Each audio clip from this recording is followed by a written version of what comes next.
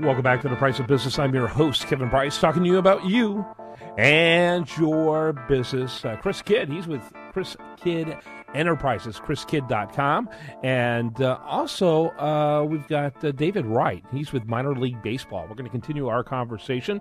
Do want to remind the listener, best content here shows up over there at usdailyreview.com. Check our latest interview on the Biz TV network, which we just added Columbus, Ohio to that network. That's another close to 1 million people in the large coast-to-coast reach of the program now has, and delighted to have that. And most recent interview I had was with U.S. Senator Rand Paul. You can check that out at usdailyreview.com.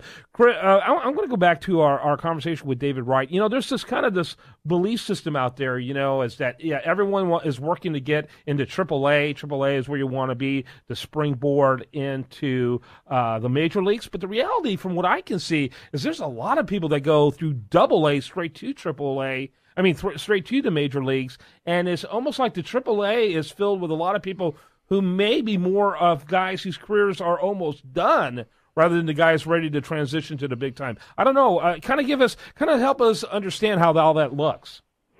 Yeah, I think you touch on an interesting point, Kevin. I think, and again, I'm 4 days into this, so I'm kind of immersing myself, but I do think there is a little bit of that.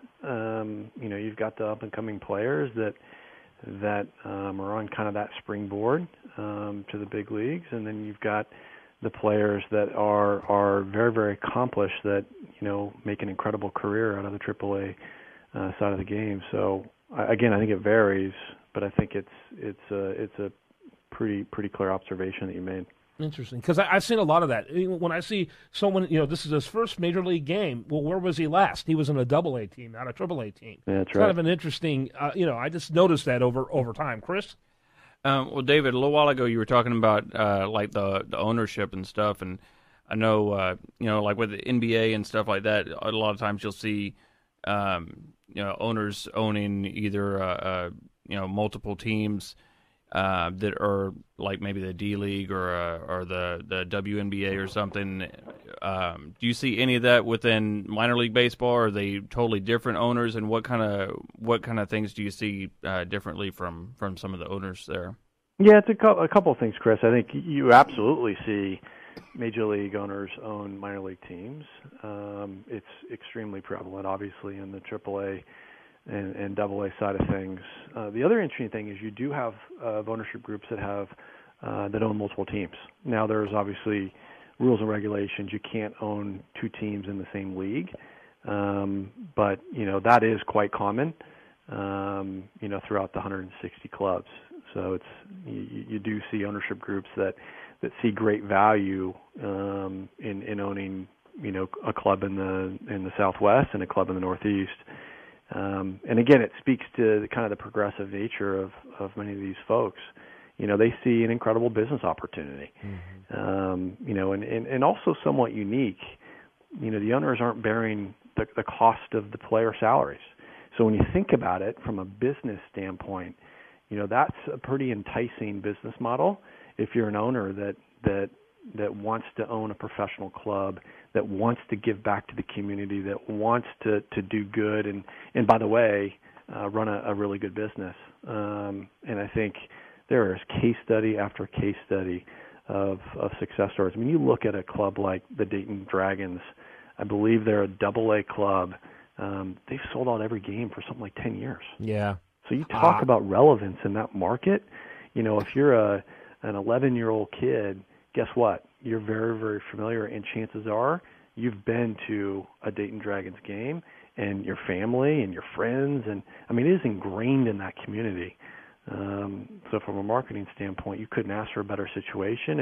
And from where I sit, as we think about not only promoting the league and the growth of the sport, you know, how do you align with those brands that have the same vision, that want to align with a progressive leader in the space to drive their business? And I think, you know, as we look to the future, that's going to be a big point of emphasis. And I'm excited for the opportunity. It's going to be a lot of fun. Yeah, Chris Kidd and Kevin Price interviewing David Wright, and he's with minor league baseball. Talk a little bit about the preseason. First of all, when does it begin? Is it in Florida and in Arizona like it is in the major leagues, or how does the preseason work? And maybe in even more locations because there's almost 200 teams, like you mentioned earlier. So where does preseason take place for the minor league? When does it begin, and how long does it last? Yeah, again, I'm just getting my feet wet here, guys. So we're patient. It is starting over the next couple of weeks. Our opening day is just after the Major League opening day. It's the Thursday after opening day for Major League Baseball in early April. So leading up to that, obviously critical time for preseason in Florida. I believe it is in Arizona as well. So a lot of activity to get ready for the 2016 season, and something we're obviously pretty excited about.